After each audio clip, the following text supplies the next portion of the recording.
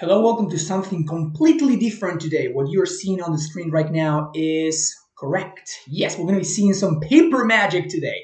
This is a tournament that I played at Magic Lair, a store over here in Argentina where I'm recording this. So again, once again, I apologize a little bit for the lack of quality in the audio, but I wanted to make sure that this is recorded while on the world champion country of the World Cup. So we're going to be playing some blue-white StifleNought in this event, which was very, very nice. I think it was 12 players that got together at Magic Lair in Buenos Aires. And yeah, we're going to be looking at some paper pre-modern content right here. So I'm going to be trying to provide some commentary, looking at the stuff that's going on in the matches, and hopefully trying to see my hand and then take it from there and see whether I can figure out what I was thinking at the time. So this is going to be match number 1. I'm playing against Nico Rubchik. And here we see an interesting hand. We have some lands, basic island and plains. And again, I apologize for the glare. This was actually kind of nice. There was a lot of natural light at the event. So that's very nice, but that means that basically the glare is impossible to to distinguish. But here, I didn't know what I was up against. I am playing, as I soon will figure out, the threshold deck, right? Like the green-white threshold deck. So here I choose to daze the Werebear, and the idea being that I want to make sure that I can keep my opponent a little bit on the back foot. If they get a little bit too far ahead too quickly, that can be problematic for me because my hand is actually quite slow. And I do this even though it costs me. Then it's a little bit awkward because I lead on the plains, so I'm very clearly telegraphing that I have a foil. So yeah, and here we actually use it right away, pitching the island that I bounce with the days and the Winter Orb. Once I see that my opponent's on Mox Diamond deck, obviously Winter Orb becomes very, very not great. Here, I do find myself in an interesting spot where I know what my opponent is up to at this point, and I know that things are getting worse for me, so I don't want to give them any time. There's an argument for just like holding on to the Dreadnought and wait until I have at least one more piece of disruption. But I choose to go for it. This is like one of those plays where I'm not sure if things are actually getting better with time, particularly because my opponent has no pressure at all. The problem is that with the Adarkar Waste being my only land and my opponent having the Wasteland, which they obviously use, that makes things a lot worse for me because it really limits my options. So here my opponent did indeed have the Swords to Plowshares, which means that we are buckling in for quite a long match. I do gain 12 life, so that gives me a pretty significant amount of time. So going all the way up to 31. Obviously tracking life in the best way to do it in the pre-modern matches, which is with an actual speed down die. I draw a Stifle, which is like a step in the right direction because it starts to set things up nicely for me in terms of putting my combo together once again. But yeah, I'm sitting on that Enlightened Intruder. Still don't know what I'm going to be looking for. Obviously, now that I drew the Stifle, the Knot seems to be what I'm going to be picking up. But yeah, we're basically settling in. We're going to be settling in. Again, I'm not sure that it was objectively correct for me to go for it. But that's what I thought at the time. I thought I don't want to give my opponent more turns for them to draw their Swords to Plowshares. But maybe I could have like sat on it and try to basically not play a land and just have the one basic plains. The problem is like that makes things really bad if my opponent's playing Richard and Port, right? Like if they're playing Port, then I just lose. And if they double a Port, I just lose on the spot. But here we drawn up, not too much action. I do have a lot of time though, because I'm at a pretty high life total. So here we take the hit for 5 down to 26. And this Terravore is doing some work.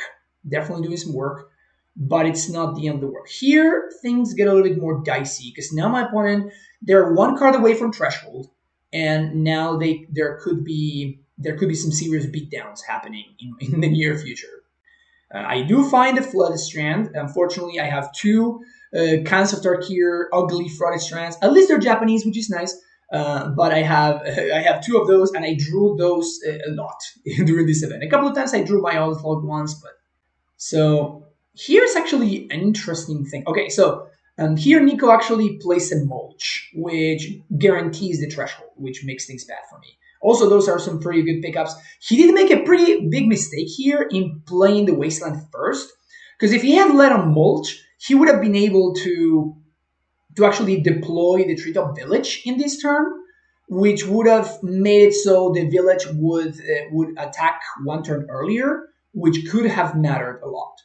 But here, I just fetch for an island, and I don't think I can really wait too much longer. I just don't have the time because the clock is actually pretty quick here. So we get to opt first, which is nice. We see, whoa, almost almost put that in hand. Good thing, because I wanted to bottom that, and we find another way to protect the knot, but we're just not going to have the time for that. Like, we need to deploy our combo once again as quickly as possible. And we see the power of a light intruder here, right? Like, we see the power of the white cards really coming in clutch here. So put the knot on top, draw it, and now simply play the knot and stifle it. And obviously I'm going for the stifle because I'm going to be trying to erase. That's the way that I'm going to be getting ahead here. My opponent cycles, which is scary because it gets them closer to finding an answer, right? One thing to note here is that there's only one white source on my opponent's side of the battlefield, right? There's only the Mox Diamond, there are two basic forests, and the Wasteland. So it's definitely an interesting spot because I can actually mess around with that, with the Vision Charm that I have.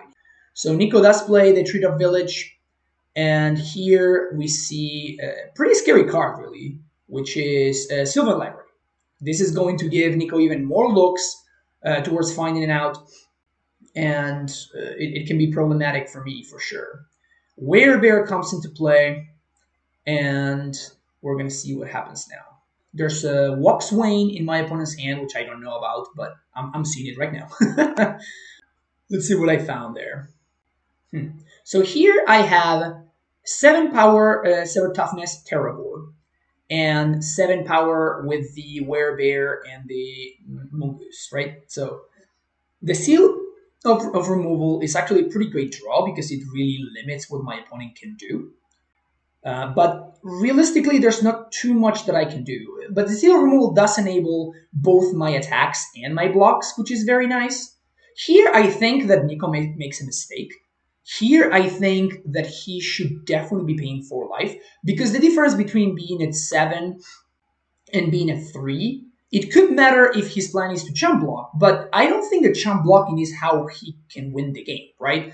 Because my dude is going to be able to potentially just race. So what he wants to do is he wants to be able to kill me, which means that he's going to have to attack and set up things the best possible.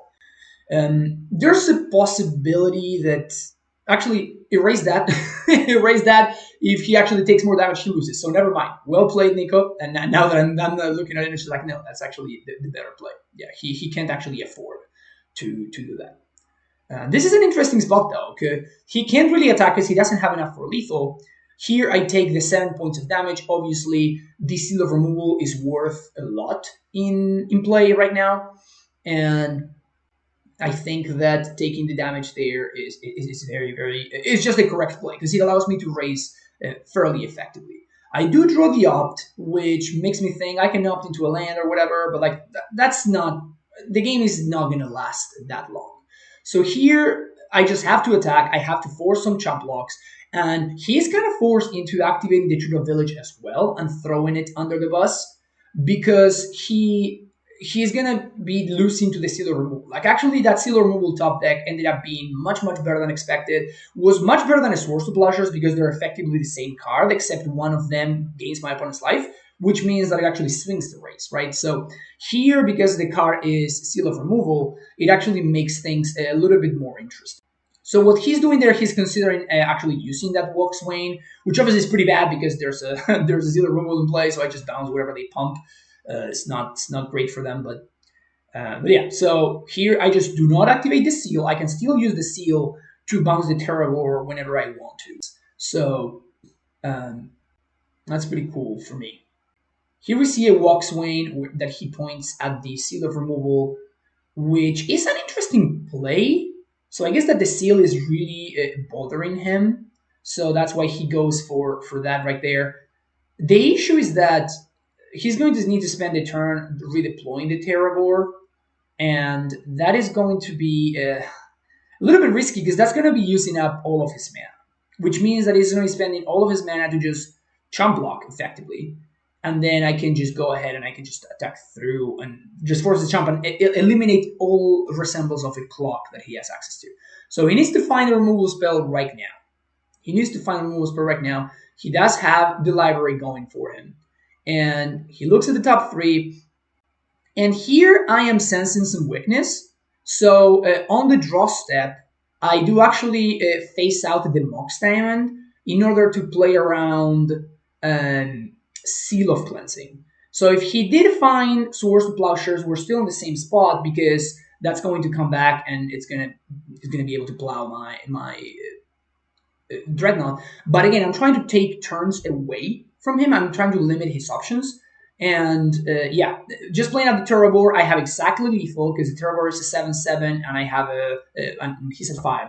So that's going to be a chump block that still leaves him dead. So he just backs them up. But yeah, so I can't play around Swords to Plowshares. I don't think the game is going to last one turn longer. And if he does indeed draw the Swords to Plowshares, he can actually set up lethal. So here we go to the next game. I have a one-lander, but it's a basic. I have not seen Richland Port, so I think that I can keep this. And we have Daze, we have Stifle, and this is a pretty solid disruptive hand. So yeah, and this is something that I will often do when I'm playing this deck. I very often just set myself up to play the long game. There I lead with a basic island because I still don't know whether I'm going to need to fetch for a second island or if I will want to fetch for a plains. I still don't have their information. Also, I can just cast this up right here, sculpt my hand a little bit. We'll see what happens. So keep on top, and that was another opt. All right. So now that I have the white source, I'm probably not going to need to use the white source multiple times. So what I'm doing is I'm just playing the land so I can cast a counterspell if I have to. But with him playing fetch there, I'm just stifling that right away. Still have another stifle in hand. Still have the Vision Charm in hand. So that puts me in a pretty great spot, I think. Really hindering his mana development. Here we get to fetch, get a basic island, and we get to opt once again. The second Mongoose doesn't really do anything. He's quite far ahead. He's far away from threshold, and yeah, here we just get to opt. His clock is not threatening. I'm sitting at 18. He has 2 points a turn. I have a Daze if he happens to find something like a mulch, so I'm not super afraid of that. This here is interesting. I choose to play the basic island to hold up counterspell plus stifle. I could have played the Adarkar Waste, but I've seen multiple wastelands already, and then I'm super rewarded for not playing it out. There's really no need to play out the seal just yet. Here, this is an interesting spot because I have 2 counterspells, and I kind of want to get rid of this Civil Library, but I choose to hold on to it because next turn I can just go Adarkar Waste into play the seal, blow up the library, but at the same time still hold on to a seal because I still have access to the counterspell. So I take the scenic route here a little bit, and I choose to blow up the library as opposed to going for the Dreadnought.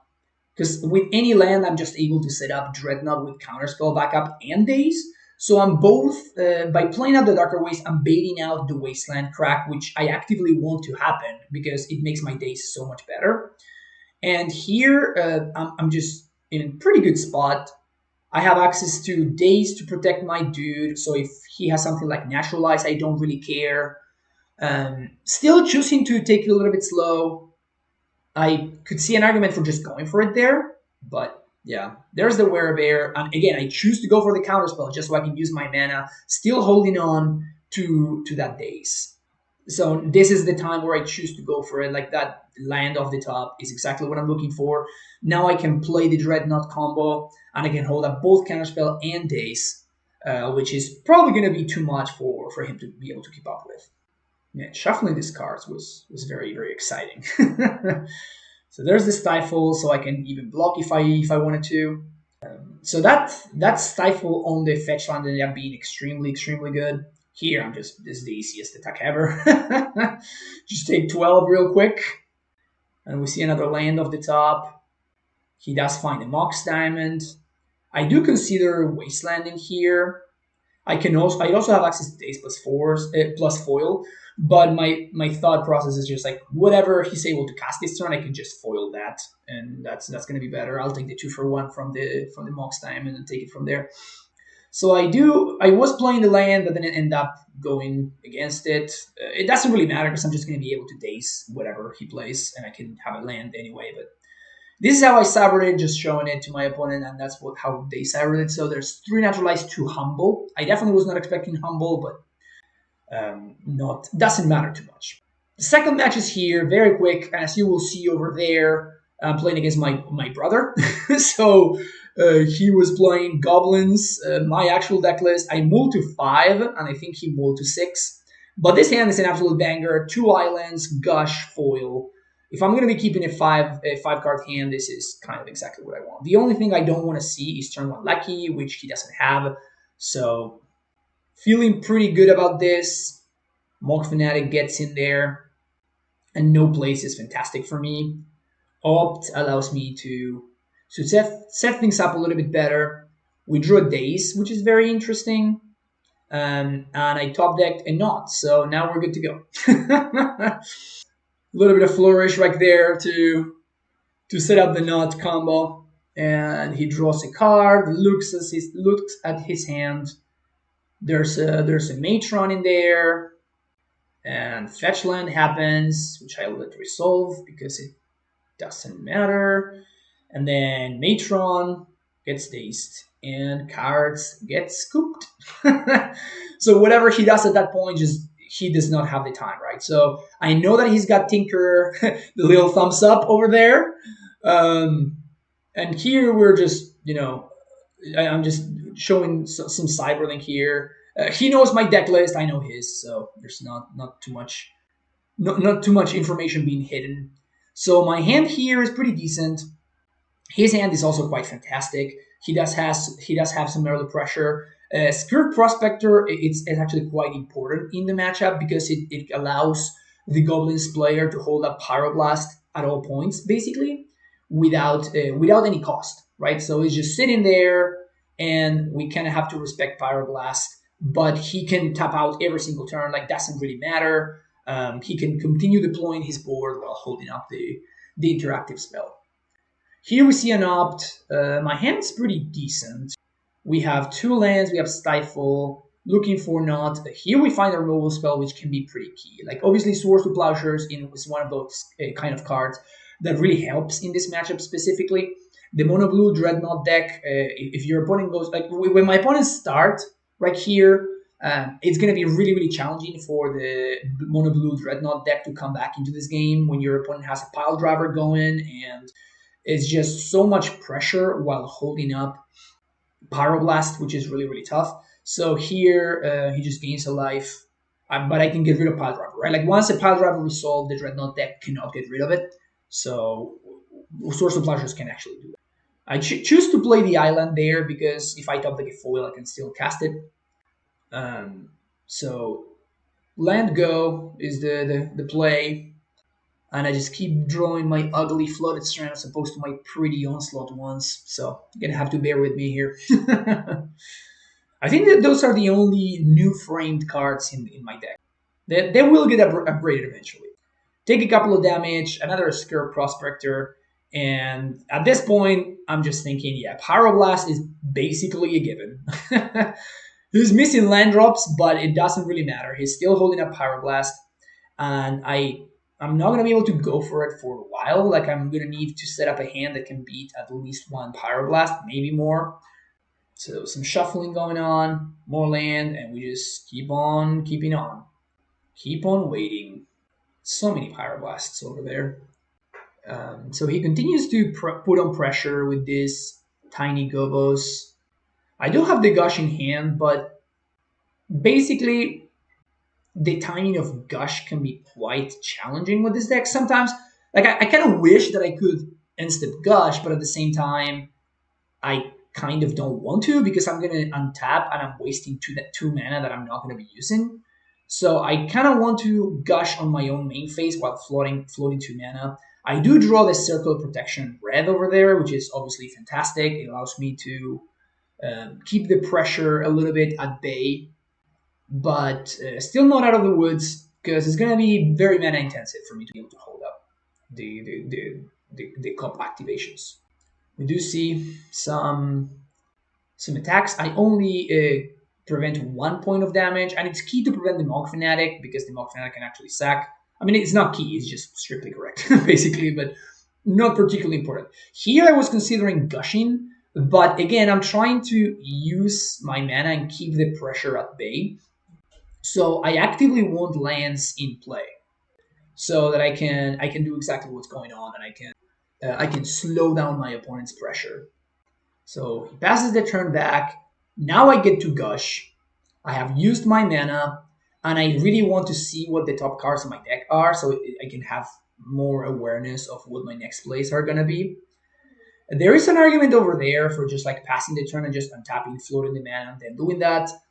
But I think it's close. I think that because of cards like Opt, I want to do that on my opponent's end step, but definitely some thinking to be doing there. Just mono reps in my opponent's hand. Like I'm probably not gonna be beating that hand. So I'm activating Cop a bunch to time walk, but just continue hitting land drops and passing the turn. The nice thing, oh, he's going to discard. That's why things got stopped right there. But it doesn't matter. Like it doesn't really change my play. All right, land was found. The attacks come in. The Cop gets activated 3 times. 2 naturalizes, Matron, Reb, Pyroblast. I gush on end step. This gush is mostly because I am starting to fall behind. But it's rough because now I'm gonna have to discard 2 cards, maybe 3. Yeah, actually 3 cards, which is a lot. Like you don't want to be gushing while discarding cards, but the way that this game is developing makes things really, really awkward for me because I really need. Here I discard a charm, which I really don't want to because again I'm anticipating my opponent to have infinite refs in hand, but it kind of is what it is. You know, like the way this game is playing out, this is just what's happening, and I have to kind of play into that. Yeah, so the counterspell here gets snapped off, and look at he actually played this game really, really well. He was very patient, and he chose his spots very, very well. Don't tell him I said that though, because he's gonna get cocky. So three attacks come into play here. I only use two of the mana because I'm planning to active. Yeah, exactly. I'm planning to tutor on end step, which allows me to finally set up the knot, which has been taking forever to show up. So we're going to finally go for it. There's going to be infinite reps in my opponent's hand, but at least I'm going to get some goblins out of the deal. There's actually like a reasonable thought of simply just holding on to the dreadnought, just like draw the dreadnought to prevent going to discard and just do this. So here's a stifle. Here's exchange with a Pyroblast. Here comes another one. Another Stifle. Another Pyroblast. Again, like I'm expecting that he has like infinite Pyroblasts. There's a Reb. And I have yet another one. But because I had to discard the other turn, it makes things a little bit awkward. I'm surprised he didn't go for another Pyroblast there. Oh, he doesn't have one. It's actually a Ringleader. Never mind. So the interesting thing here is whether he chooses to, we prevent the points of damage, and whether he chooses to Matron. He does go for Pile Driver instead. And after some thinking, he actually chooses to go for it, and he does go for Matron. And Matron is going to allow him to tutor for Tinkerer. And then Tinkerer is going to be really tough for me to beat. I have exactly one turn to find Pyroblast or, Hydroblast or Swords to Plowshares, and he correctly chooses to go for it here, passes the turn back. We're gonna get to swing for 12, but that's not really going to amount to anything. So those gushes ended up being quite costly because I ended up discarding at least one island, which I could have been able to use to foil, or at least one protection spell. So that makes things really tough. So here's an interesting spot for him because as far as he knows, I could have a Stifle in him. So he does have an interesting choice whether to how to block or how much to attack with. Because if he's going all in on me not having Stifle, then the correct play is for him to just attack with the dudes and then just sort of go for it and just see what's up. But because he can actually block and survive if he plays the ringleader, he chooses to not go for it and just play around me having Stifle. Oh, he goes for Matron instead. So he's choosing to play around me having Stifle and not attacking because of that. I do foil the Matron because it uses my mana, and I'm basically just kind of foiling anything. I'm not going to discard 2 cards to foil something. I'm just going to pay 4 mana. Representing 2 islands or counterspell, but if I tap out for counterspell, he's just going to Tinker right there, so it's much more valuable for me to represent Stifle or Vision Charm. Vision Charm doesn't really do it though, because he can just activate again, so it doesn't really achieve too much. The Stifle does achieve something though, which is they lose. So now this is the moment of truth, to upkeep or to give me one more draw step. And Source of Pleasures doesn't do it, but I can draw Stifle or I can draw Gush that can then draw me into Stifle. So there's definitely an argument here. I'm doing the bluff. They casually pick up my island and move it around. I totally have this Stifle that I'm totally going to be using. But in reality, I really want him to let me untap to let me draw because I can find the Stifle there, but don't find it. Blocks with everything incorrectly so at this point, and then kills the Dreadnought, which is brutal. Here I was thinking that it killed the Tinkerer, but that's actually not true. Tinkerer takes damage equal to the CMC, which means that basically if there's a Tinkerer in play, the Dreadnought deck is gonna really have a hard time beating it. So I have foil in hand at this point, and I have the Circle of Protection in hand. So I'm in a spot where I kind of want to chill here and try to draw my combo again. Here I make a mistake and I go for foil as opposed to Hydroblast. The idea being I need to Hydroblast I need to save the Hydroblast for the Tinkerer, but I get blown out by this Naturalize here, which effectively just ends the game. So, and also just as it looked like a Plains that he played, and it's actually a forest that's misprinted. It's like a German forest, which is really cute. So here we keep a Dreadnought heavy hand, but he mulligans to 6, tanks a little bit, looks at the hand, ships it again down to 5. And my hand is not incredible, to be honest. It's okay. But if I find even a single land, then we start cooking. And I have the cantrip up to set things up. So I think it's a fine keep on my part. I feel like it's a hand that I'm always keeping, basically. It turns out that he is mulliganing, which makes things a little bit better for me because he's going to have less resources to work with. So it's still potentially going to be an issue if he goes turn 1 lucky, though. He does draw he does have Pyroblast, but no turn 1 lucky, which is good. And I'm just looking for a land at this point. There's Stifle here, but we draw a removal spell. There's the Darker Wastes, which I play out, which I'm not sure if it's right or not. But yeah, because Naturalize is kind of beating if he does have it. I do play the Pile Driver. I choose not to plow because I want to save the plow for the Tinkerer specifically. But we do go for the combo here. If he does find the green source, I am in big trouble. I can set up the combo again though. So we do have that going for us. Because I have another Dreadnought and I do have another Stifle in hand. So if this Dreadnought dies, I still have another one waiting to be cast. So there's my beautiful Flooded Strand that's actually signed. Getting there for 12. Thinking a little bit, do I want to go for another one? I choose not to go for it because I want to play around Red Elemental Blast. But yeah, I'm not sure that is the correct play. But yeah, we're getting there. He Pyroblasts. And he's probably going to Pyroblast again. You need that. Yeah, exactly. Plowman.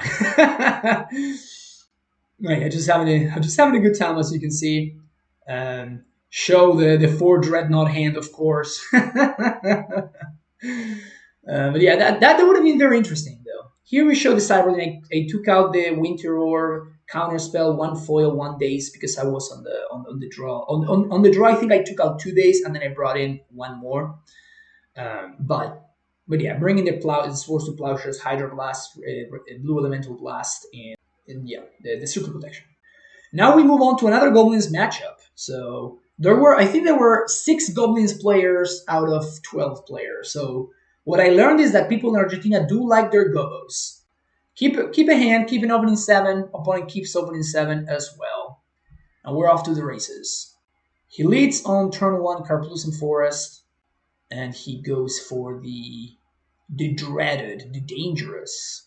This time around, I move the life totals exactly off screen. Daze the Lucky, of course, not even a question. Gotta stop the Lucky. And know that my opponent could have gone for a turn 1 Lucky of the fetch land, but he chose to play around Stifle, which is interesting. It's definitely close. It's probably good to play around Stifle there. It's interesting. I'm not sure, because if I do Stifle, then it's much tougher for me to assemble the combo unless I have another Stifle or a Vision Charm. So I don't know. He does have the second Lucky though, which really puts me in a tough spot because I have no way of stopping it. I only have 2 Swords of Plowshares in my main deck, and pass it back, and I get ready for the worst. What's gonna happen? Yep, yep. Siege Gang Commander makes an appearance. Nothing I can do about it. Bunch of Gobos coming in as well. We untap. Still no Dreadnought to speak of, but we do find Meddling Mage. Obviously, Mage not doing too much on this board when it can just get hit whenever my opponent wants to, but gotta do what you gotta do, I guess. It's important for me to try to attempt to slow down my opponent's clock in any way that I can. But yeah, obviously my opponent could have like a Gem Palm, Incinerator, or whatever. They could just sack one of their Gobos to the Siege Gang, which is probably the right play here. Yeah, it does have the Gem Palm, which is even better because it keeps all of his pressure up and draws a card. So yeah, at this point I'm just simply too far behind. I'm going to like wait a turn, maybe 2. Maybe he just does not have enough to block me and I can race back. At this point, it's just too much, though. The Lackey has done its thing, and yeah, he even goes for Matron as opposed to the other thing, which gets him another Gem Palm, which is interesting. I was thinking that he was going to get Tinkerer here, which would have basically sealed the deal, but yeah, that's interesting. Chooses to go for the go wide game plan instead, but there's nothing I can do at this point. Even if I have the Dreadnought, he just raises me anyway, so just attacks with a bunch of dudes, just die. So moving into game number 2, we have Hydroblast, we have Daze, we have Dreadnought, we have Enlightened Tutor. Tutor is actually kind of important in this matchup because you can find what's his name, the Circle of Protection. And my opponent does Mulligan, and he sees a hand with some naturalizes, some lands, and some action. But yeah, my hand is a little bit not great, but I think it's the Daze and the Hydroblast really make it a fine keep, in my opinion. But I'm really holding on to Dear Life for that enabler. Once I do find a land, or even an enabler or a white source, those are the two cards I'm looking for. Does have fetch land. I draw a Meddling Mage, which is fine. Like, this is one argument that I've seen against this version of the deck that I like to play, and I think it's a valid argument. I think that my mana is pretty rough considering the stuff that I want to be doing. But I do think that you don't necessarily need to play your cards on curve, which is something that I think may not be obvious at first glance. Here I draw the Gush, which makes things really awkward because if I do fetch for an island, then I can Gush, but then I'm going to go to discard, but I'm digging deeper. So I end up going for Meddling Mage instead, which effectively is allowing my opponent to fetch, right? My opponent has been playing around Stifle so far, and they have not been fetching to play around it, which is kind of free for them because they didn't really have too much going on. But here I do play Meddling Mage, name Power Blast, and we kind of go from there. But the fact that I'm just a little bit too short on mana makes it so I want to start deploying my cards so I don't end up going to discard. So he fetches for a mountain, and then he goes for his turn. Now, he has some options. His mana is a little bit rough, right? He does see Tinkerer, which makes things a little bit tough for me. The good thing is I don't need to kill this Tinkerer right now.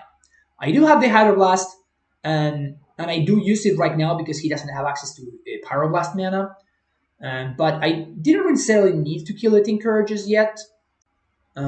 He doesn't up here, plays the third Wasteland. His mana is just not working well right now. Playing around Daze very well, however, and kind of punishing me a little bit for that because like this Daze is just running in my hand, but it's fine. Figure out. So I still think naming Power Blast is what I want to name there. It's a little bit awkward, however, because there's both Power Blast and Red Elemental Blast. So Meddling Mage is not at its best versus the Goblins matchup, but sometimes it can be pretty useful, of course. We're swinging in 2 at a time. Opponent's down to 15, and we just go for the combo at this point because he's tapped out of Pyroblast. Here I'm trying to figure out, okay, so should I go for Stifle or should I go for Charm? The reason to go for Charm is so if he does find a Naturalize, at least I get to untap and represent counter magic or whatever. And he just does not have the green source, however, even though he does have the Naturalize. But yeah, being short on mana, I think it's important for me to make sure that I play around the Red Elemental Blast if I can, because there's not that many things that punish me here besides exactly landing to Naturalize. If I had gone for Stifle instead, that means that if my opponent has any kind of sorcery speed stuff, I'm in trouble. This also means that now I can beat Tinkerer, which otherwise I can't.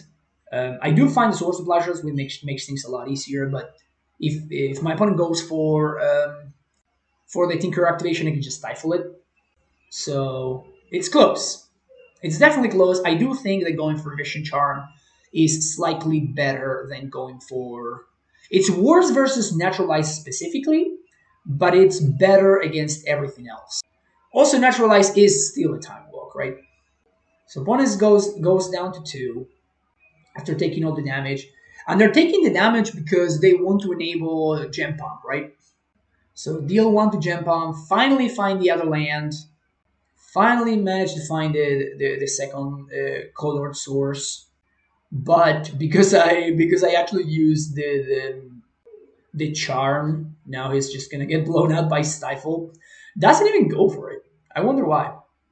Anyway, game 3, we have some islands, we have Daze, and we even have Source of Pleasure, so even if my opponent has turn 1 lucky, I can potentially draw one of my 9 white sources and get rid of it. But now that I have the island in play, it's okay. It's kind of, we're in fine shape. Here I end up dazing the Pile Driver. The reason for that is that I do have the answer in hand, but I think it's important for me to make sure that I can delay my opponent's clock as much as possible. And the Pile Driver represents a pretty significant amount of damage. Here we play the second land, and we can actually go ahead and represent counterspell or whatever at this point. We do have Stifle, which I do not use on the land because my opponent's mana situation seems to be fine. They have not been missing land drops, and I'm gonna need this Stifle in order to set up my combo. And yeah, my opponent did indeed have another land, so I'm very happy I did not Stifle the first one. Here we continue to hit land drops, but all of our lands are islands, which is fine again. I still don't need to deploy my cards, and we are representing counter magic. We're just playing the long game, really, and my opponent is accepting the long game. Hydroblast is a good one to draw. Here we're getting to the point of discard, I'm pretty sure. So I think one of these meddling mages is going to hit the bin. Yeah. So we're both just taking it really slow, taking it 1 point at a time. Opponent refuses to tap out, and we see the fetch. Now we Stifle because I know that if I miss my land drop, I'm going to end up going to discard. My opponent did not play a land on the previous turn, so opponent does Matron, which I can allow to let resolve and just save the Hydroblast for the Tinkerer that I suspect that they're going to get. That's a pretty important mistake here, is that my opponent left the green mana up as opposed to the mountain, which basically tells me I don't have Pyroblast, which is kind of a big deal. So yeah, I think my opponent should have represented the red mana there, because now I know, okay, my opponent does not have Pyroblast, so I can just chill here. I can relax a little bit. I can set up my game plan, and I know that I'm not going to get super punished. So here we do draw the land. Hey, there you go. There's the plains. And now my hand is is entirely online. I'm going to be start to be able to slow down my opponent's clock once again. I'm going to be able to deploy Meddling Mage. Makes things a little bit awkward for my opponent. Still hold up Hydroblast. Now I'm feeling like I'm in pretty decent shape. We also have access to Enlightening Tutor if we wanted to, which can represent the Circle of Protection. So I'm at 15, my opponent's at 18. We have infinite time. Opponent does not play anything. I have 5 cards in hand. I guess they did not pass the turn. Never mind. Still their main phase, and they do play the Tinkerer, which I am probably going to Hydroblast just because I want to use my mana. I do suspect that my opponent does not have the Pyroblast, but still, Gush is an incredible draw right there. Now we get to play Meddling Mage. I think I name Pyroblast anyway, because my opponent can top deck it, and then they can just kill my thing. Here I want to hit my land drops, so this is as fine a point to Gush as any. In fact, it's actually a pretty good one. And then hit my land drop, holding up Stifle. Not that Stifle does too much. I mean, I can Stifle the Gem Palm trigger if I really want to. I'm probably not going to. I think it's more valuable to save Stifle to actually enable my Dreadnought. Here comes a War Chief, and this is an interesting spot. My opponent does not attack, and they do not Gem Palm either, which is interesting to me. I do draw the Dreadnought, so we do have the combo now. Now it's a matter of choosing how am I going to sequence things.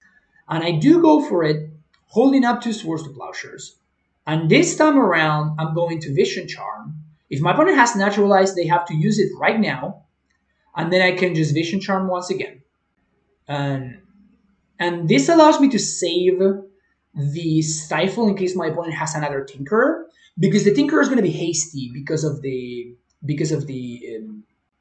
War Chief. So holding on to the white mana representing Swords to Plowshares pretty strongly. And this is an interesting spot right here, because my opponent has a bunch of cards in hand, and they do have a pretty significant amount of mana. If they do have Pyroblast, they can just cycle Gem Palm to get rid of the Meddling Mage, but I can blow them out if I do have Swords to Plowshares. So here my opponent's going to go for the Ringleader instead. And here I have the option of plowing right now or waiting to see what happens. So I end up choosing to wait, and I know that it's going to make things cheaper for my opponent, so they're going to be able to play a Matron if they want to. But if they play a Matron, I think that's fine for me, because I can just kill the War Chief at that point, and that means that they're not going to be able to jump on me. So here they draw Prospector and Ring Eater. And it's an interesting spot right here because my opponent has a ton of options. They can go for Prospector and try to have some mana happening. That way they can cycle Gempalm to kill the Meddling Mage, trying to draw into Pyroblast. They can also just chill and just hold on to that Naturalized. Opponent chooses to go for Prospector, and I end up plowing the War Chief here instead. I think this may be a mistake.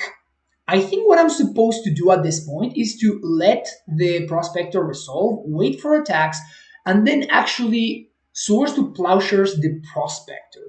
What I wanted to do is I wanted to deny the mana, but I think that it's much more valuable to just kill the Prospector so that my opponent can't naturalize on my next turn.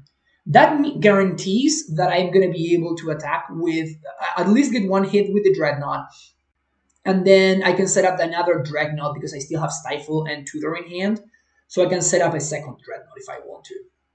Here, I think this is a pretty big mistake. They should have sacked the Matron, and I wonder why they didn't. I imagine this is just a mistake. They wanted to attack. That's why. Okay, so I do think that having access to the red mana on demand is more valuable than having the 1 point of damage. So I think that there they should have killed the Matron instead. They should have sacked the Matron to cycle the Gempalm. Here I just choose to, now that my opponent's tapped out and they have no mana floating, I can very safely just like draw Dreadnought, make another one, and swing for 12. No cards in hand, but now I'm asking my opponent the question, can you answer 2 Dreadnoughts with only a single green mana? So even if they do have double naturalized, they can't deploy it in time. I guess that now they don't think exactly Carpus and Forest, which makes doing that actually a possibility. But I'm still putting like, they have 4 cards in hand and they need to have 2 naturalizes and one green source, right? So they only have the 1 naturalized and the green source, which means that it's not going to be possible. Even a Tinkerer can't do it, because if my opponent, they will need to have like War Chief and Tinkerer and another red source, because they don't have enough red sources to make everything happen. Actually, that's not true. They can just use the colorless from the green. But yeah, they still don't have mana to answer both things.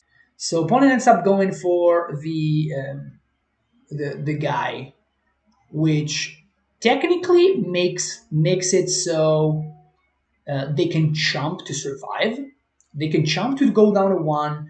They can naturalize 1 of the Dreadnoughts, which they do right now that I have no cards in hand, which is correct.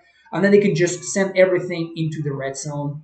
And I almost attack, but I drew exactly the only card because I was thinking, even if I draw Source Splash, they're gonna gain as much life as I can, they will be chomping. But I drew exactly Seal of Removal, which is the only card that ends the game immediately, which is funny.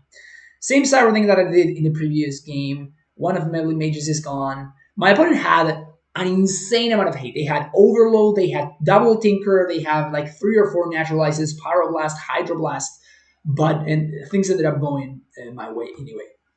Wrapping things up, we're getting paired against Martin Profumo, which had probably the coolest deck in the entire event. He was playing Mono Blue Pirates, and that's with all of the pirates from Arcadian Masks that force you to play, to sacrifice permanents. And he was playing a very aggressive mana denial game. So I keep an interesting hand with a decent amount of lands. We have islands and white sources. So I lead on fetch land here in order to hold on to a land if I need to cast a foil if I draw it. But here I can play another land and I consider fetching to play Meddling Mage, but then I don't know what my opponent's deck list looks like, so I feel like it's a little bit better for me to just hold on to counterspell mana. And also, my opponent could be playing something like Stifle, right? Because they're playing Parallax Tide, so they can combo that Parallax Tide with Stifle. So here, when once my opponent passes the turn back and they go to end step, now I can actually choose what I want to do, and I end up going for the white source because I already have another blue source ready to go to cast Counterspell if I have to. So by fetching the white source, it allows me to have Meddling Mage mana. I fetch before opt, obviously because I don't want to mess with the Scry, and I do cast the opt. Bottom the card and draw another opt. More opting. My opponent had a very strong mana draw, and I draw a Daze, which is not great. But the issue is that my opponent does not have any pressure. So even though they have a lot of mana in play, it doesn't look like they have too much stuff going on. So I play Meddling Mage and I name Boomerang. And obviously the reason to name Boomerang is to prevent my opponent from having ways of interacting with my cards. I didn't know too much about their deck. I knew that there were like Parallax Tides, and that they have access to all of the what's his name, like the Mercadian Masks pirates. Here I'm just trying to figure out how to find my app. I do find the app, and we are 1918, and I unfortunately did not know how far the camera was going, so as you can see, we're not going to have access to the cleanest life totals, but we should be able to figure out. We also have 19 versus 18 here. I play an opt on end step, and I do end up finding yet another opt. This is like exactly what I want to be doing and why I like the card Meddling Mage in this deck so much. If I were playing just like the Dreadnought game plan, my opponent's going to have access to Boomerang. They're going to have access to a bunch of ways to mess me up with it. But instead, I'm just playing these 2-mana 2/2s that are beating them down, like are applying pressure. And if my opponent bounces them, I could not care less, right? So it doesn't matter if they have like Snap or anything like that. It doesn't really matter, right? Like, what are they going to do? They're just going to they're going to bounce my Meddling Mage, and I'm just going to like redeploy it on the following turn. Now they have Orishan on board, which makes things a little bit worse for me. But so on upkeep, they're going to tap my white mana here, maybe, or the white mana. So now they're trying to apply some mana pressure, but like it doesn't matter. Like I just don't need to do anything. Like I already have these Meddling Mages just doing the work and just applying pressure, like actually actively killing my opponent. And sure, they can mess with my mana, they can tap my lands and whatnot, but because I think that my opponent is going to be the one that is advantaged on the Mana Denial plan, I don't even choose to deploy the Winter Orb, and instead I choose to hold in case I draw a foil. So that's why I don't do anything there. Now we draw Gush, which, since I'm missing my land drop, it makes me wonder whether I want to Gush right now, but I think I don't have to. And again, like as we saw in the previous match, if you're just actually going to discard, then Gush is not really card advantage, right? So I also have foil in hand, so I can combo this Gush with a foil. Here my opponent casts Curfew, which I use a counter spell on. If I need to, I can still foil, so it doesn't really matter. Second Curfew, I'm not going to foil. I'm just going to... what Curfew does is like it makes me choose what I want to bounce. And here I'm using Daze as a shock, basically. Which again, like I'm trying to apply pressure and kill my opponent before they can actually get going. So if they are doing this, I bounce the one naming Boomerang, and I leave in play the one naming the 2/2 Pirate. So it's a 4-mana 2/2 that when it enters the battlefield, it forces your opponent to sacrifice a permanent unless they pay 2. So because I have pressure on board, and I'm just kind of chilling here. So my opponent plays the one. It's a 3-mana 1/1 that it makes me sack a permanent unless I pay 1, which I do. He casts another one, and I think this is gonna prompt some response from me here, which is a Daze. Oof, that's a good Daze. that's a strong Daze right there. Love it. Okay, so now I also have access to white mana because my opponent tapped out of board in order to cast the second one. We have a chump block there because my opponent is at 4. So this Meddling Mages just represent lethal. And we are again naming We're again naming Boomerang and the 4-drop dude. And the seal removal basically locks it up because any blocker my opponent could play, I just bounce. We move on to Cyberlit games with a decent hand with an okay amount of lands, which is obviously what I'm looking for in the mana denial plan. My opponent again with a very strong start, thanks to Ancient Tomb into, I think that's the blue diamond. Yeah, this is the blue diamond. So we have a fetch land here. Opponent forgets to draw. When your opponent forgets to draw, that's definitely like a bad sign because it means that they got business going on. All right, so my opponent spends 3 mana to play Propaganda. And I think about this for a second. I'm afraid of Tithe, of Parallax Tithe. So that's why I think about it for a second, but after deliberating, I think it's good for me to annul the Propaganda, not only because it allows me to just use the annul, which I don't know if I'm going to be able to use in the future, but also once the Propaganda resolves, my only answer to it is going to be the Seal of Cleansing, which is going to require white mana. It's also going to be 2 mana. There's also a bunch of things that I'm going to want to Seal of Cleansing as well. So by using my mana efficiently here, I get to, do that. Just use my mana efficiently and make sure that I get the most. Here my land drop, we have some cantrips, we have some foils, we have some gushes, we get stuff going on here. So Seal of Removal is going to be annoying because it's gonna mean that I need to win through Meddling Mage in this spot.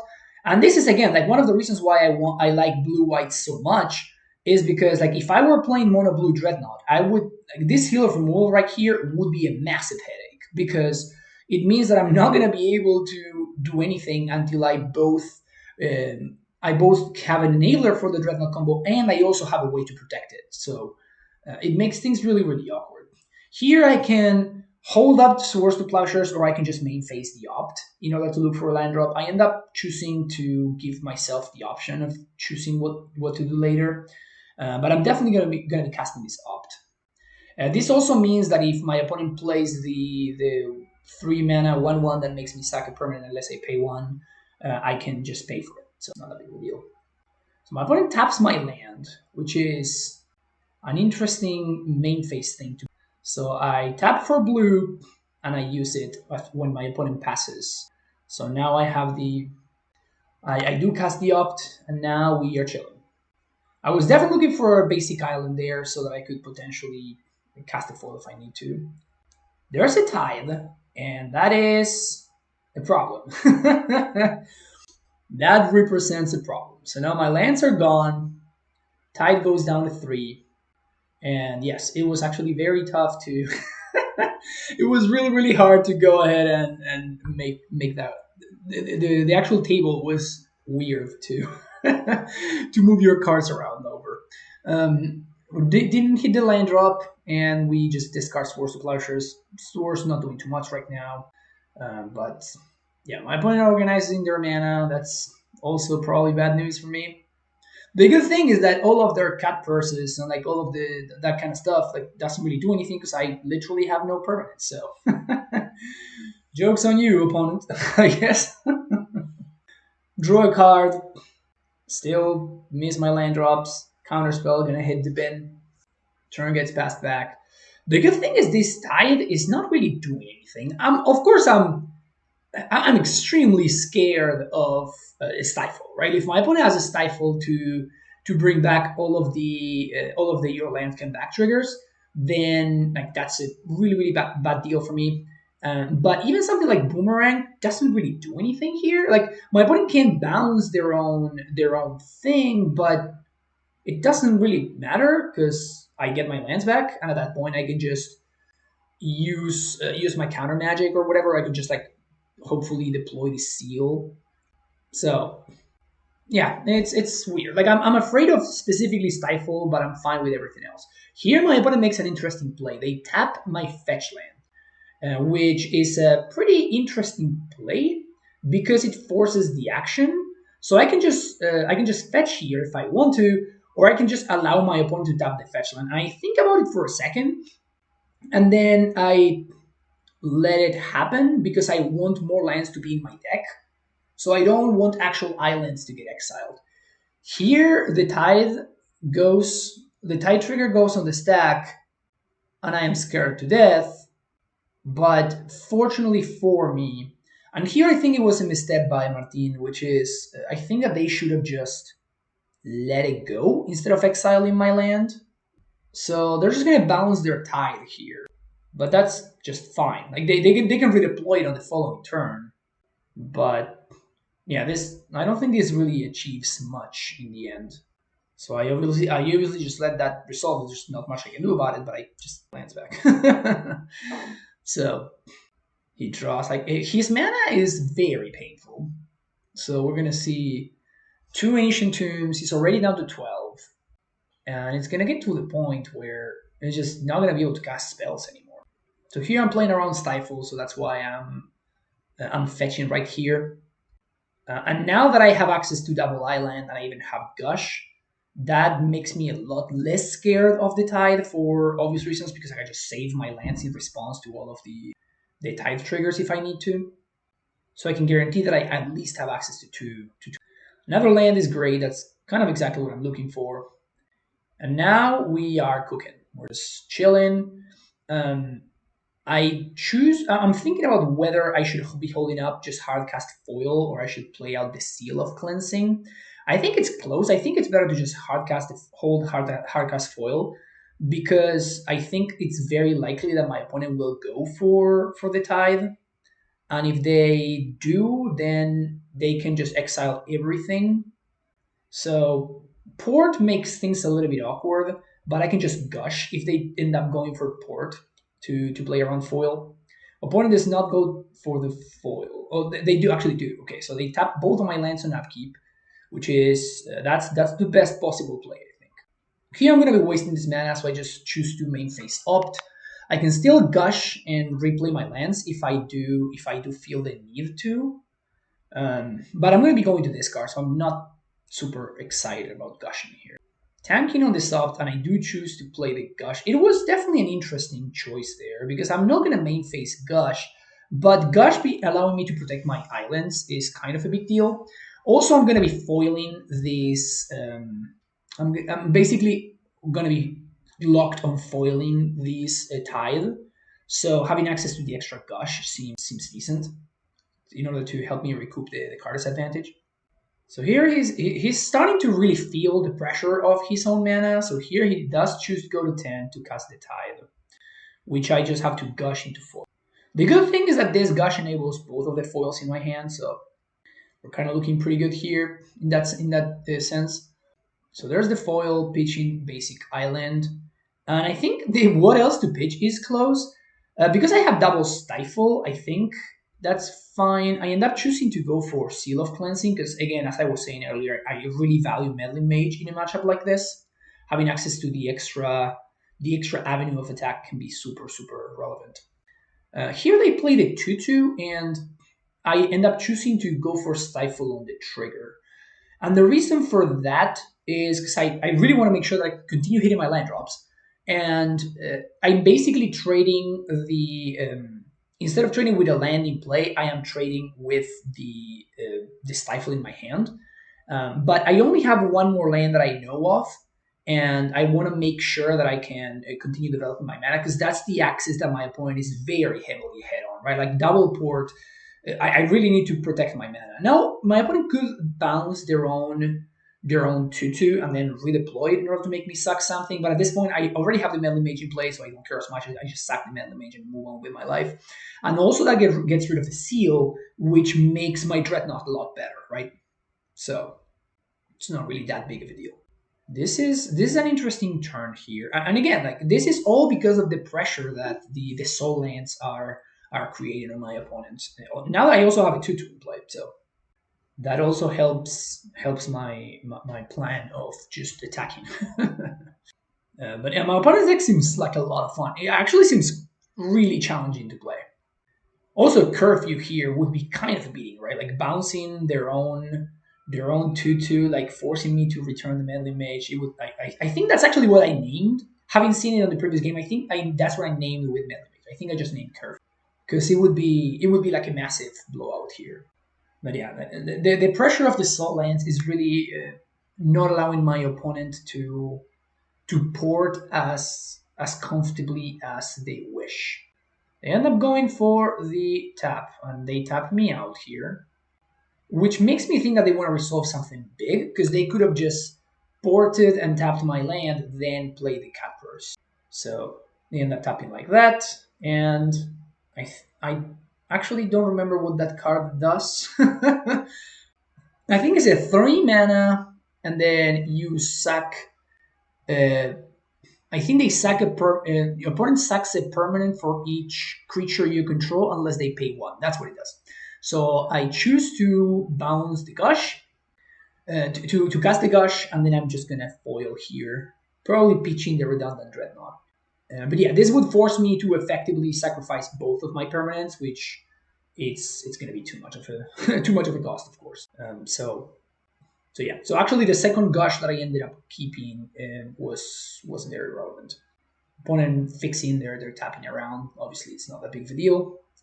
But yeah, the foil gets cast on that spell, which would have been kind of devastating, honestly. And they have a 2/2, a 1/1, and they also have a Seal of Removal, which is interesting because they can just seal their own 1/1 and just redeploy it in order to force me to sack something. And I think that's what they're going to end up choosing to do. Yeah. So they bounce their own dude, recast it, and now they force me to sack, and I just sack the medley. But now they're tapped out, so I'm going to get to play my second medley mage, or if I want to, I can just go for Dreadnought.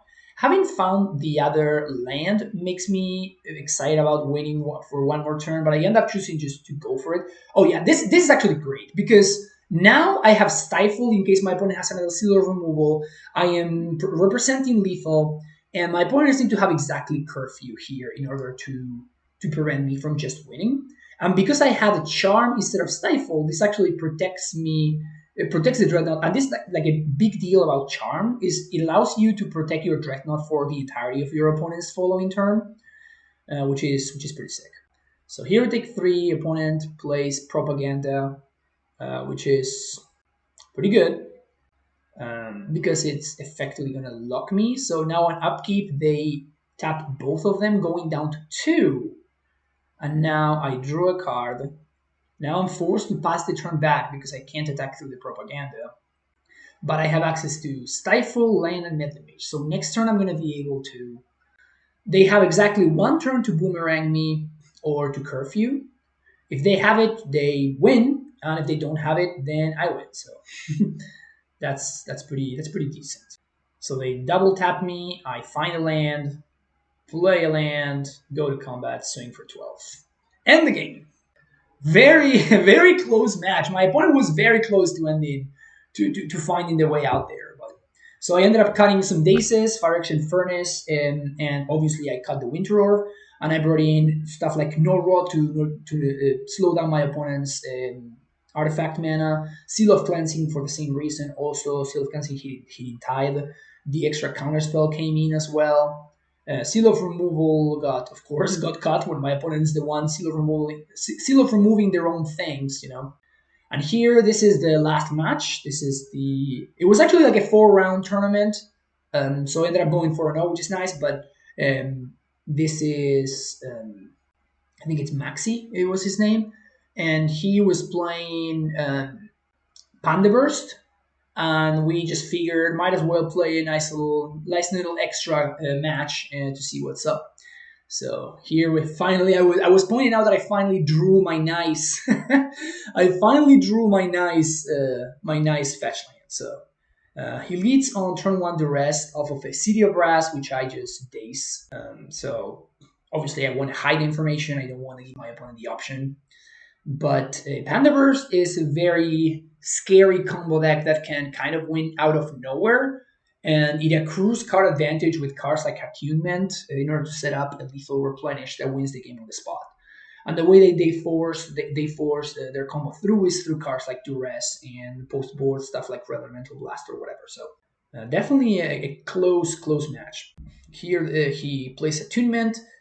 I can try to opt for Daze, and that's what I do. Like, if I find a Daze, I'm going to Daze this, but like I'm not just going to, foil this or anything like that. So And here we see the once again we see Meddling Mage being absolutely astoundingly good.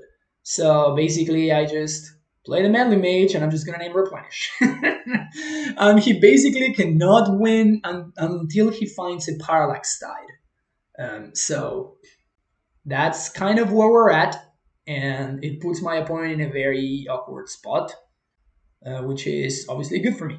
My opponent being in an awkward spot is good for me. So he floats the mana from City of Traders, and he does have the Tide. He does have the Tide, which he kind of, I don't think he has many of actually. And here I can foil the Tide, but I just end up saying, okay, like whatever, you can get your Tide. That's going to get rid of the Meddling Mage.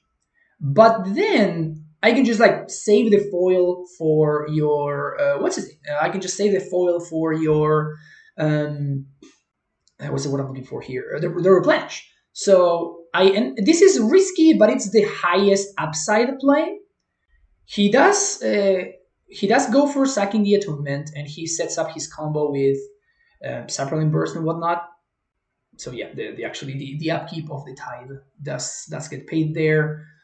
So it's interesting because, and I think I would have countered the Tide if my opponent hadn't played another land that destroyed their City of Traders. Like if my opponent had access to 4 mana right here, I think I would have chosen to just let it go and then to just counter the Parallax Wave instead.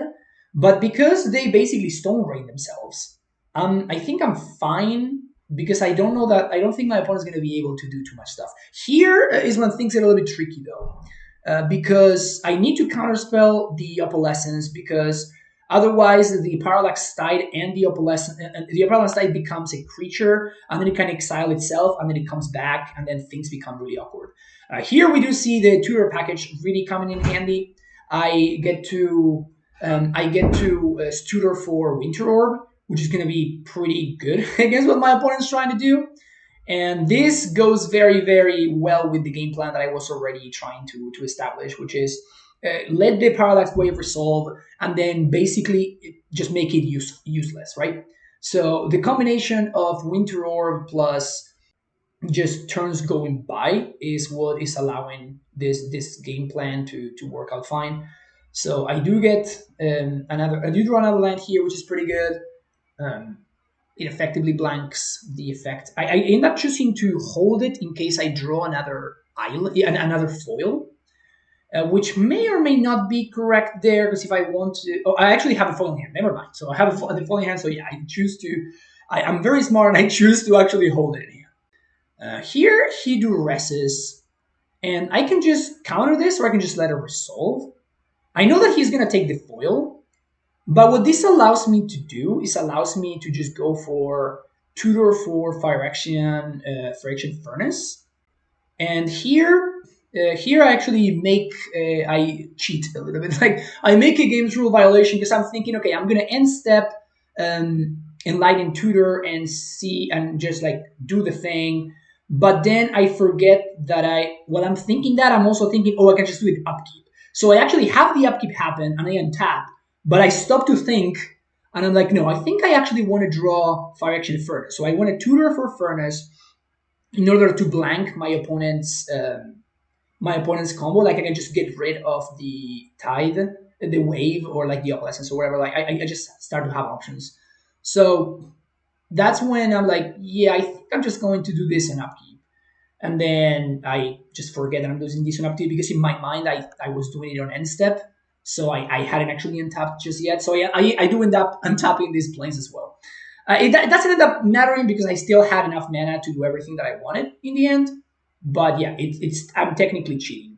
And Maxi Das pointed out, but I'm like, no, I'm actually doing this like right. You know, I'm actually doing this right. But like he was right. Like I was the one making the mistake. So I was like, no, I played this land, and yeah, it was like a little bit of a confusion. One of the delights of paper play, right? One of the delights of paper play. But yeah, in the end, it doesn't end up mattering. I do activate the Furnace just because I want to save some time, but I do know that I have Stifle in my hand and nothing else, so I just show him, like, you know this. But yeah, it's basically this winter orb or like this parallax tide are against the world. The thing is that once the metal mage comes back from the parallax tide, it's just going to name what's his name again, right? Like it's just going to name replenish, and at that point, I don't think he can realistically win anymore. He could do something like untap a land, draw a land, and just play StifleNought, and they just kill me the fair way, basically, just like making a bunch of saplings and just beating me down. So that may be able to raise me, but the combo is just not going to work anymore. And he's really tanking here because he actually does have access to intuition. Intuition allows him to get some sort of tutor package here. So he's really thinking and going deep in the tank about it because this is one of the key terms of the game, right? Like this is when the game is gonna get solved because he's going to once the pilot wave gets out of play, and yeah. So I just stifle here because I really want to deny his mana. Again, we still have access to activation from the Fraction Furnace, so it doesn't really matter. So he has this turn to replenish. If he has it, he's going to get back, I think, StifleNought because I want to get rid of I just have to get rid of the Opalescence, otherwise I just lose to it. But yeah, like imagine that I only have one mana untapped right now. Like this Plains is tapped, and that's the only difference. But now the tide is going to be gone, which is going to be a big deal because the Metal Mage is going to make a comeback. The game's going to end. He goes really deep in the tank before realizing that, man, this Winter Orb was actually huge, right? If he had replenished, he would have gone for it, I think. But I still think that, yeah, it's close. And I top deck a second copy of Meddling Mage with just names replenish. And now the other Meddling Mage is going to come back. It's going to need Parallax Wave. My opponent can't remove the Meddling Mages anymore. And the game's just locked up. Once again, Meddling Mage showing why I'm willing to go out of my way in order to splash in order to do it. So, Crispy Kula still being fantastic. If instead of having Meddling Mage, I had access to like a bunch of counterspell, we would have been much worse. So I feel like this is one of the matches in particular where you can really feel the white splash being worth it. Also, by the way, at this point, the untapped land will actually matter because I should not have access to Phyrexian Furnace right here. The thing is, at this point, the Metal Mage is coming back, so it just doesn't matter anyway. So, yeah. The game ends, and we move on to the second one. This hand is absolutely fantastic. We just saw how good Metal Mage was in the previous game, and here we have access to good mana, while also having access to counter magic, stifle, all the good stuff. Lead on a fetch land because I want to get those islands in play in case I do find a gush. So not fetching there, but holding on to counterspell here. On my end step, he actually casts Intuition, which I could counterspell if I wanted to. But with him going Island into Ancient Tomb, I'm thinking, okay, so his mana is probably not the best. So this enables his combo because he gets Gigapede, however you pronounce that card, the StifleNought and the Pandemonium. And like this just guarantees that he ends up with all three cards in the graveyard, which just means that a replenish is just lethal by itself. So he draws the Gigapede and by discarding the Pandemonium. And now this is the moment of truth. This is going to be the moment of truth because this is when we see whether he either has it or he doesn't.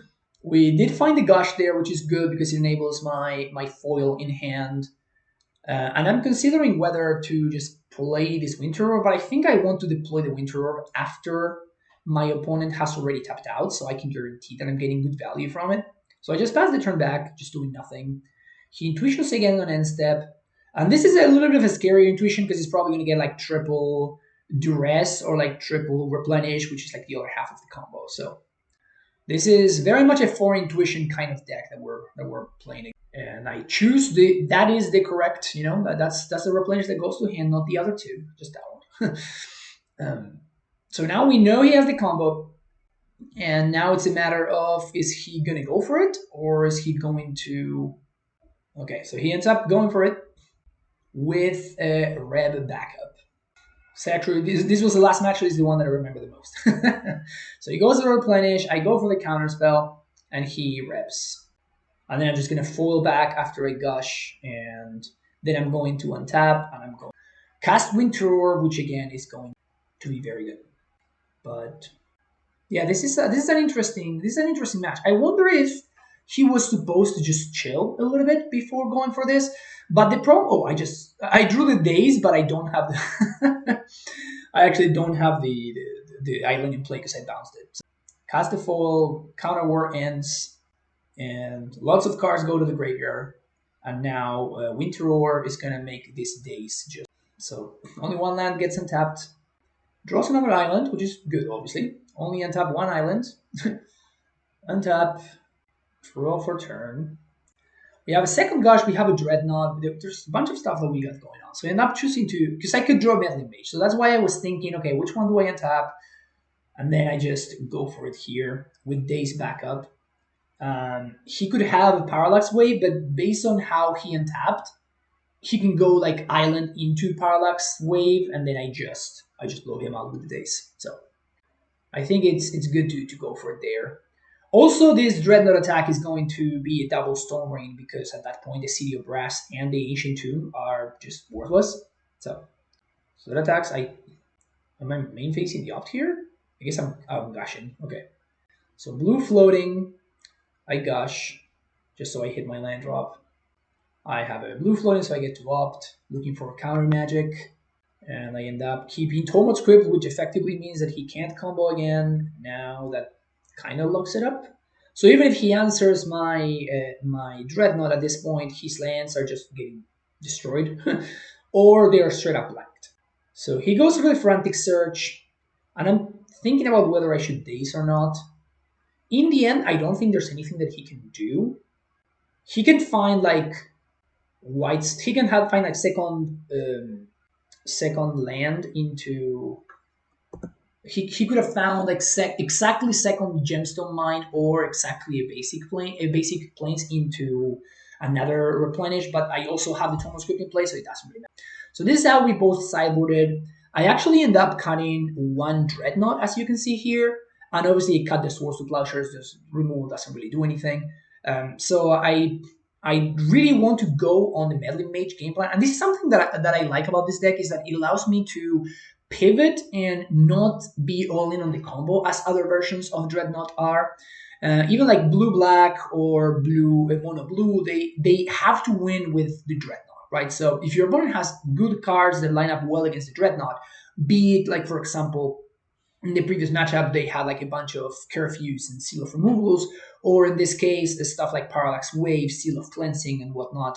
Then you're still kind of stuck and you have to figure out a way to force through. So the way that the mono blue deck does it is through counter magic, and the way that the blue black version do it is through discard spells and counter magic as well. But what this deck can do is just be like, yeah, sure, whatever. Like, I don't care. The Lura version of Dreadnought does something similar, where they go for like Grim Lavamancer and stuff like that and just try to burn you out. But that game plan kind of sucks because you're still relying on getting at least one Dreadnought to connect. Because that Lavamancer is not going to go all the distance, right? Like, you're not going to be able to deal 20 damage with your Grim Lavamancer.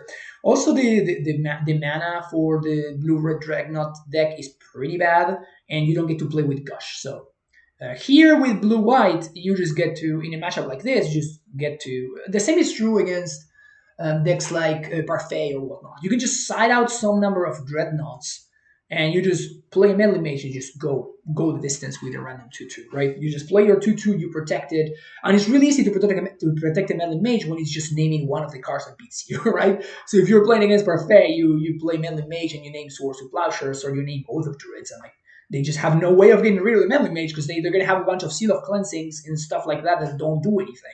And they're just going to get beaten down to death by random 2-2. So I really like that about this version of the deck, and this is why I've just been so happy, and I just been continue playing it. I still think that there's a lot to tune with it. I feel like the mana base is unfortunately as good as it's gonna get, but what it does is like it. I think that the cantrip suite can be improved. I'm considering testing something like Sleight of Hand. I think Portent, even though it looks deeper, it's the worst cantrip because the delayed card draw means that you can't use it to hit your land drop on turn two. So let's say that you go turn one, I don't know, like opt or whatever, and then you miss on your land, and then on turn two you have your portent. Well, that portent is not going to be able to allow you to hit your second land drop. Like you're going to have to wait one more turn yet before you can actually hit that land drop. So even though sleight of hand allows you to look less deep, there's something that is to be said about having access to the card right away, and I think that's actually it's worth more than the extra information from the portent.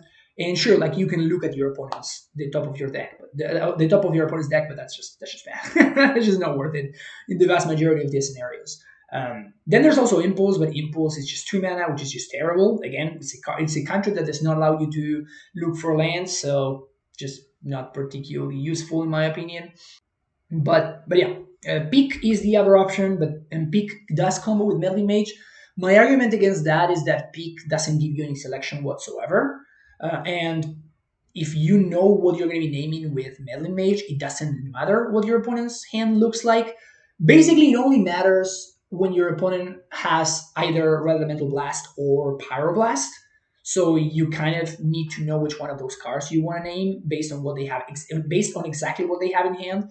But under most scenarios, like you may look at your opponent's hand, and if the card that beats you is Swords to Plowshares, whether they have Swords to Plowshares or not in hand, it doesn't matter. You're still going to name Swords to Plowshares because that's the card that beats you. And there are not that many cards that beat you. So I think that the Peak argument is not very good. I'd much rather just have access to more. But yeah, this is going to be it for this event. This was a ton of fun. It was actually my very first time playing Blue White Dreadnought in Premodern. Before this, I had only played one single Premodern event in paper, even though I've been playing a pretty significant amount of it online, which you can find in this very channel. But hopefully you enjoyed this. I spent like an hour and a half talking non-stop, so this was a little bit tiring to do, but hopefully you enjoyed it. I try to give as in-depth commentary as I was able to, but it's kind of tough to do this as one person. So hopefully it was good enough for you to enjoy it. If you did, make sure you hit that like and subscribe button. And if you would like to support my content, there are a couple of different ways that you can go about that. You can support my content for free at no cost to you whenever you use TCG Players and Mana Traders services by using the links in the description of the video down below. You can also find a code in there for Mana Traders that will give you 10% off of your first 2 months. So if you're interested in getting into Magic Online, which right now has a pretty thriving pre-modern community in DGO, so you can actually rent basically any deck that you want because every deck is super cheap on MTGO. And the other ways to support my content are through Patreon, through donations, any donation of $30 or more, and I can play any deck list of your choosing on an MTGO league.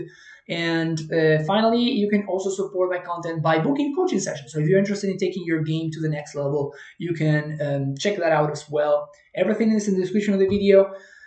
Hopefully you dug this. I had a good time. I actually had a good time kind of like looking back and seeing how these matches played out. But yeah, I don't know when I'm going to be able to make a video like this again. Hopefully soon enough. But until then, you can find all of my MTGO content in this channel. I will see you in the next one, folks. Take care. Have a fantastic rest of your day. And bye-bye.